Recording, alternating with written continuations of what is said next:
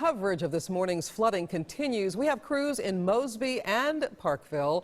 Let's check in first with 41 Action News reporter Brian Abel at a golf course in Parkville. Yeah, Cynthia, check this out. This wasn't here before all this flooding, so obviously this ninth hole here is close because this is the center of the fairway. This is where when folks tee off, they typically land their ball right about here. And if you can see this lake behind me, well, it's spilling right over, coming down through here, and that's because 5.5 inches of rain came down here, but upstream where this is all starting at Weatherby Lake, about 6.5 inches. There, the river levels went from about 8 feet to about 28 feet. So a 20-foot difference in a matter of just 24 hours. Well, this is something you don't see most days on the course as a result. Something golfers, they try to avoid at all costs. Today, that's easy because this course, the front nine at least, is closed. Now, the Golf Pro here tells us this is the worst it's been in at least the last 4 years, and this course didn't even flood at all in that time frame until the last severe weather season where it flooded 3 times, but they say it was nothing like this. Now, it's Atkinson Lake that I was saying that hugs this hole here behind me, and of course, those large streams of water coming through because of all of that downfall. This is flowing down through to Rush Creek, which was naturally here, so there is actually a water hazard on this hole, but nothing like this. It is coming to the Missouri River, and from there, it will go right through Parkville to the Missouri River. So the crews here, they hope that this will be cleared out by the end of today, and hopefully tomorrow, golfers can get right back on this hole. But of course, it's whether or not this will recede, and there will no longer be this pretty steady stream river if they are going to be able to get back on the course. But this is just a glimpse at the flooding here in Parkville from these storms.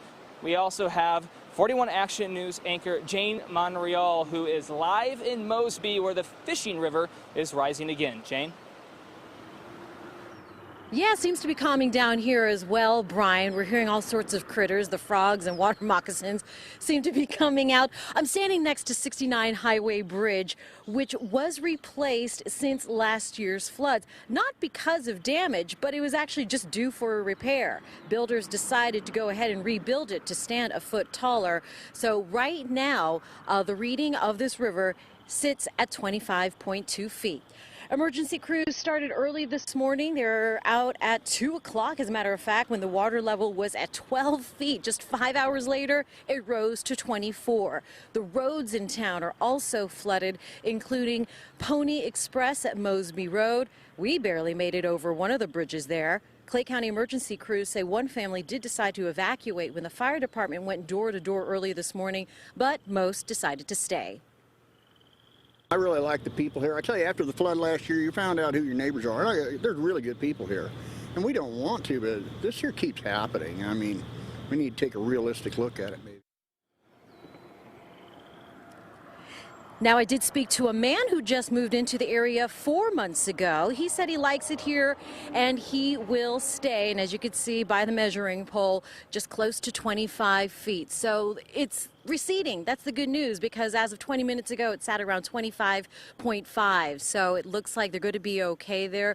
A little bit of a sigh of relief. That man I spoke to says he's just going to go ahead and buy a boat. In Mosby, Jane Monreal, 41 Action News. Cynthia?